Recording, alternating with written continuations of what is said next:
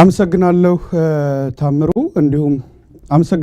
ታምሩ እንዲሁም ሁላችሁም የሚዲያ አካላት እንግዲህ በዚህ መልኩ መሰባሰብ በመቻላችንና ደግሞ በሀገራችን ላይ በሚደረገው የህዝባዊ ትግል ላይ የራሳችንን ሚዲያ አስተዋጽኦ ለማበርከት ልክ ፖለቲከኞቹን ጋብዘን እንደምናናገረው ሁሉ እኛ ደግሞ በዚህ ህዝባዊ ትግል ላይ ልናደርግ የምንችለውን በጎ ሚና ወይም አስተዋጽኦ እንዴት ማድረግ እንችላለን በሚለው ሐሳብ ላይ እንድንናገር እንደ ኢኤምኤስ ለተሰጠን እድል እጅግ አድርገን እናመሰግናለን።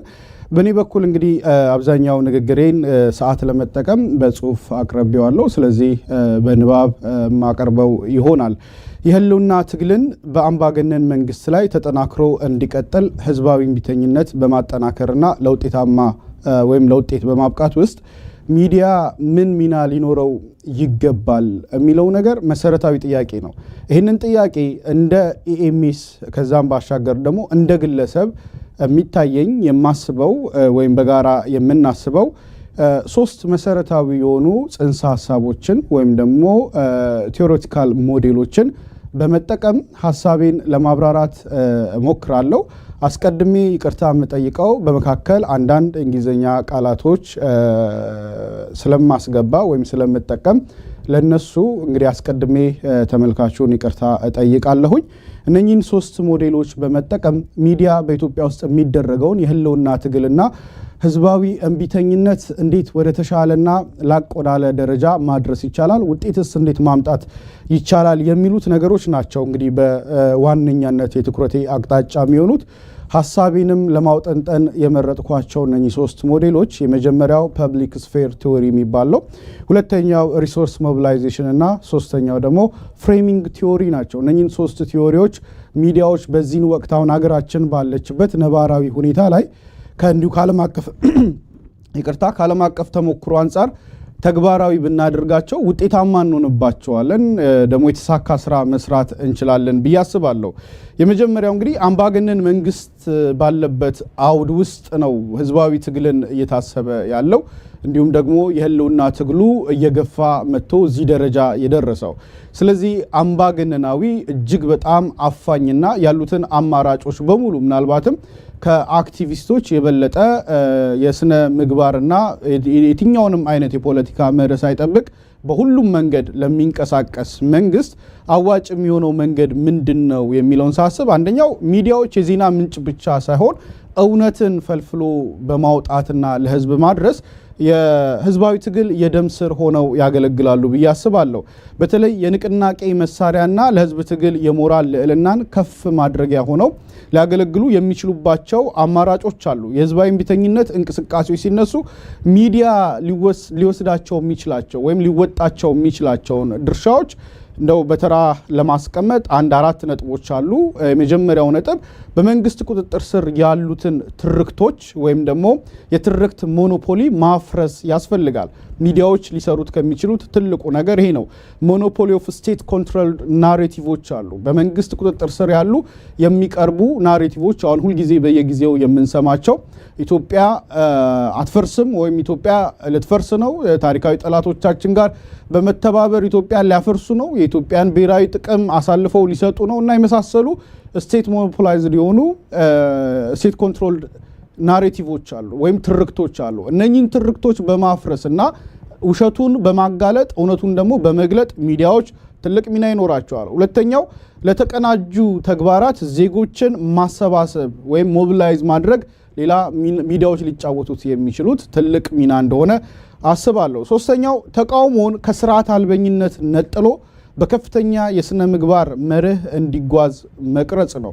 ይሄ በሀገራችን አውድ ውስጥ እጅግ በጣም ከፍተኛ የሆነ ጉዳይ እንደሆነ ይሰማኛል። ምናልባት በእንግሊዝኛው ፍሬሚንግ ሬዚስታንስ አስ ኤ ሞራል ዲዩቲ ራዘር ዳን ዲስኦርደር የሚለው ነገር በደንብ ይገልጸዋል ብዬ አስባለሁ።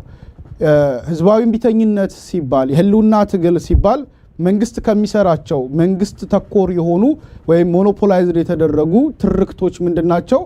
እነኚህ የሚዲያ አካላት ለምሳሌ በትላንት እንኳን የወጣውን መግለጫ ብንወስደው እርስ በርስ ለመገዳደል የሚፈላለጉ አካላት በጋራ በጥቅም መተሳሰር የሚል ይሄ ትርክት ነው። እንደዚህ ያሉ ትርክቶችን ማፍረስ የምንችለው ኢትዮጵያን ለማፍረስ ሳይሆን አገሪቱ ከወደቀችበትና ከገባችበት አዘቅት ውስጥ ለመታደግ የሚደረግ ጥረት መሆኑን ለማሳየት የሚደረጉ ህዝባዊ ትግሎች ከስርዓት አልበኝነት መነጠል መቻል አለባቸው።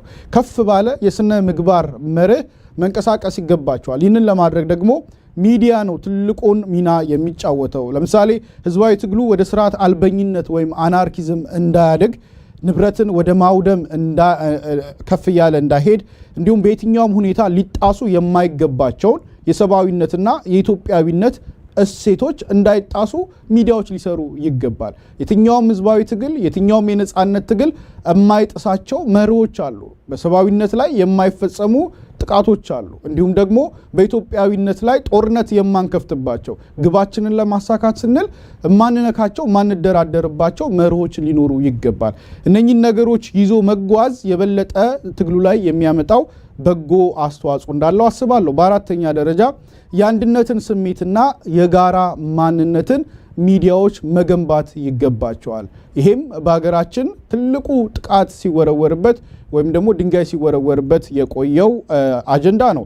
ኢትዮጵያ ውስጥ የአንድነት ስሜት እንዳይኖረን፣ የጋራ ታሪክ፣ የጋራ ማንነት፣ የጋራ ባህል እንዳይኖረን ብዙ ሲሰራ ተከርሟል። ስለዚህ ይህንን ነገር ለማፍረስና በምንጋራባቸው የምንለያይባቸው በርካታ አጀንዳዎች ቢኖሩም ደግሞ የምንጋራቸው እውነቶች አሉ። ስለዚህ በምንጋራቸው ታሪኮች ላይ፣ በምንጋራቸው ባህሎች ላይ፣ በምንጋራቸው እምነቶች ላይ የህዝብን አንድነትና የጋራ ስሜትን መገንባት የሚዲያዎች ሚና ነው ብዬ አምናለሁ። እንግዲህ ከዚህ ጋር እነኚህን ቅድም የጠቀስኳቸውን ፐብሊክ ስፌር ሪሶርስ ሞቢላይዜሽን እና የፍሬሚንግ ቲዮሪን እንዴት አድርገን ተግባራዊ በሆነ መንገድ ኢትዮጵያ ውስጥ ልንጠቀማቸው እንችላለን የሚሉትን የተወሰኑትን ነገሮች ላንሳቸው። እነኚህ የታወቁ ንድፈ ሐሳቦች ናቸው። እነኚህን ማጣመር ሚዲያ እንዴት ለህዝባዊ እምቢተኝነት የተቃውሞ ኃይል እንደሚሆን ነው ልንመለከት የምንችለው።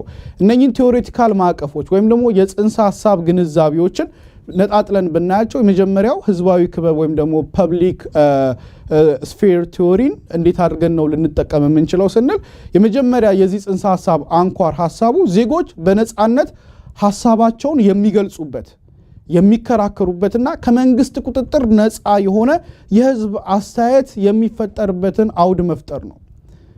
በተለያየ መንገድ እንግዲህ በተለመደው መልኩ አንዳንድ የአዲስ አበባ ነዋሪዎች እየተባሉ በኢትዮጵያ ቴሌቪዥንም ሆነ በመንግስት መገናኛ ብዙሃን የሚቀርቡ ትርክቶች አሉ። ወይም ደግሞ የዚህ አካባቢ ማህበረሰብ ተሰብስቦ የምንፈልገው ሰላም ነው አለ ኦር የምንፈልገው እንደዚህ ነው አለ የሚል የተከፈላቸው ሰዎች ወይም ደግሞ በተወሰነ ጥቅም የታሰሩ የመንግስት አካላት ቀርበው የሚሰሩት ትርክት አለ።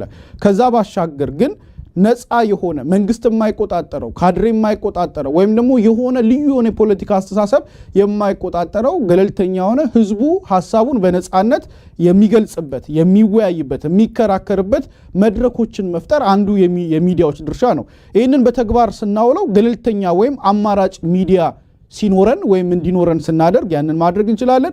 በዚህ አውድ ውስጥ ሚዲያው ዜጎች የሚወያዩበት የሚያቅዱበትና አምባገነናዊ የውሸት ትርክቶችን የሚገዳደሩበትን መድረኮች ሚዲያዎች መፍጠር ይችላሉ ብዬ አምናለሁ።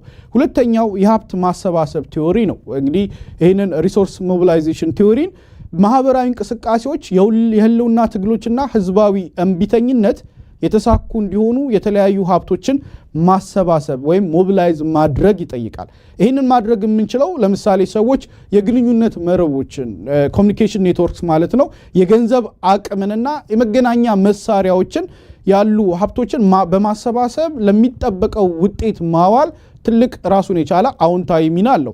ይህንን ተግባራዊ የምናደርገው ምንድነው? ሚዲያ መረጃን በማሰራጨት ተቃዋሚዎችን በማገናኘት ከዚህ በፊት በተደጋጋሚ አብሮነትም ቅድም እንደገለጸው በተለያየ ሐሳብና ዘውግ ላይ ያሉ ፖለቲከኞችን በአንድ መድረክ እንዲቀርቡ እድሉ ሲመቻች ያንን በማስተላለፍ ያንን ደግሞ እንዲቀርቡም እንዲገናኙም ተነሳሽነቱን በመውሰድ ተቃዋሚዎችን በአንድ መድረክ ማገናኘት እንደዚህ ያሉ እርምጃዎችን ወይም ደግሞ ሰላማዊ ሰልፎች ሲከናወኑ በተለያዩ ከተሞች ላይ የሚደረጉ ህዝባዊ እምቢተኝነቶችን ሽፋን በመስጠት በገንዘብ የማይለካ ትልቅ ግብአት ለህዝባዊ ትግል ማበርከት ይቻላል ብዬ አስባለሁ። ሶስተኛው ፍሬሚንግ ቲዮሪ ነው። ፍሬሚንግ ቲዮሪን በሚመለከት ነገሮች የሚቀርቡበት መንገድ በተለይም ሰዎች ሁኔታውን የሚረዱበት መንገድ ላይ ተጽዕኖ ያሳድራል። እያንዳንዱ ህዝባዊ ትግል ላይ የሚነሱ የቅስቀሳ መሳሪያዎች፣ የቅስቀሳ ንግግሮች፣ የፖለቲካ አስተሳሰቦች የሚቀርቡበት መንገድ ፐርሰፕሽኑን የመወሰን አቅማቸው በጣም ትልቅ ነው። ስለዚህ እነኚህ የሚተላለፉ መልእክቶችና አጀንዳዎች ሚዲያዎች በኩል ጥንቃቄ ሊደረግባቸው ይገባል። ለምሳሌ ፖለቲከኞቹ በጣም በስሜታዊነት ወይም በግብታዊነት አቺቨብል ያልሆነ ጎሎችን ቢያስቀምጡ ወይም እቅዶችን ቢያስቀምጡ ወይም ደግሞ በእርስ በርስ ግጭቶችን መከፋፈሎችን ሊያመጡ የሚችሉ ሐሳቦችን ቢሰነዝሩ ሚዲያዎች እንደዚህ ያሉ ነገሮችን ሴንሰር በማድረግ አንድነትን የሚያጎሉና በተለይ ደግሞ ለህዝብ ሲደርሱ የሚያስተላልፉትን መልእክት በደንብ ባገናዘበ መልኩ ሊያቀርቡ